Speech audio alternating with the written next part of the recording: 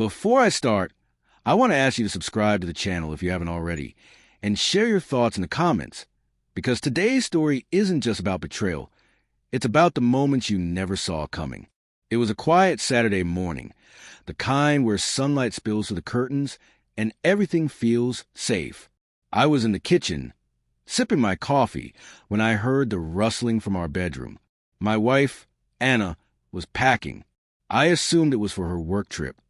She had been unusually busy all week, phone glued to her hand, quick to reply to texts I didn't need to see. I knocked lightly on the door. "Hey, need help?" "No, I've got it," she said too quickly. There was a tension in her voice, a note of avoidance I couldn't place. Curiosity got the better of me. As she zipped up a bag and placed it on the bed, a small white packet fell out from the folds. I picked it up. My heart stopped. Birth control pills. I stared at it, a cold wave washing over me. That was the moment I realized why the phone calls had been ignored, why our kisses sometimes felt distant, why laughter had grown softer between us. I felt blindsided, confused, and terrified all at once. I tried to calm myself. Maybe it was for a medical reason, or a precaution for work travel. I wanted to believe it, so desperately. I set it back down, but the seed of doubt had taken root. The next few days were a blur of subtle suspicions. Anna's phone was always face down, notifications silenced.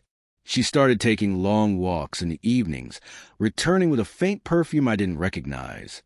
Conversations felt rehearsed, pauses too long, excuses too neat. And the little things, the way she smiled at her screen when I entered the room, the quick deletion of messages, chipped away at my trust. I began questioning myself. Was I imagining things? Was I being paranoid? But deep inside, I knew something had shifted. Something was wrong. One night, I stayed up, scrolling through the messages she thought she had hidden. There was text between her and a coworker. Casual at first, friendly jokes, then late-night meetups, then whispers of affection that made my stomach turn. The betrayal wasn't cinematic. No shouting, no dramatic reveals, just a slow, suffocating truth. She had been carrying a secret life, while I believed we were building one together. I confronted her that night, sitting across from her at our kitchen table. My hands shook, my chest burned. "Anna, why?" She looked down, voice trembling. "I didn't mean for it to happen. I felt lonely. I thought I deserved happiness, too." Her words were not excuses. They were a confession. The guilt in her eyes mirrored the hurt in mine. And for the first time, I realized betrayal isn't about villains and heroes.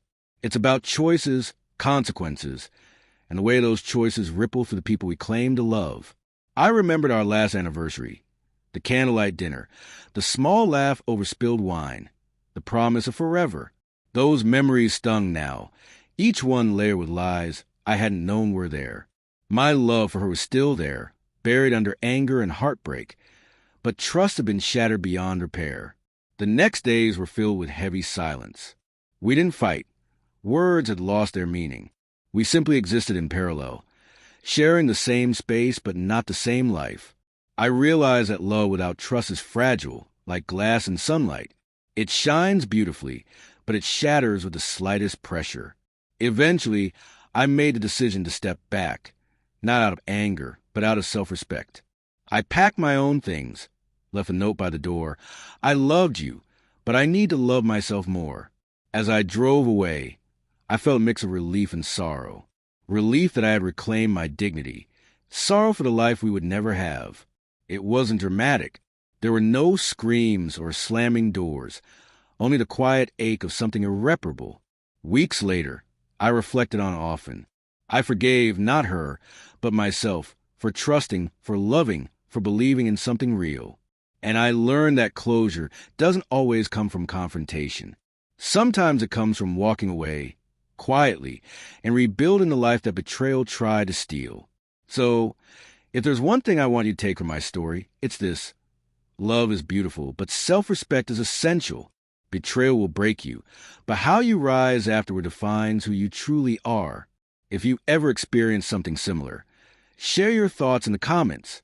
I want to hear your stories, your lessons, your moments of quiet strength. And don't forget to subscribe if you want to follow more real emotionally gripping stories like this. Because some stories don't just shock, they teach us how to survive our own hearts.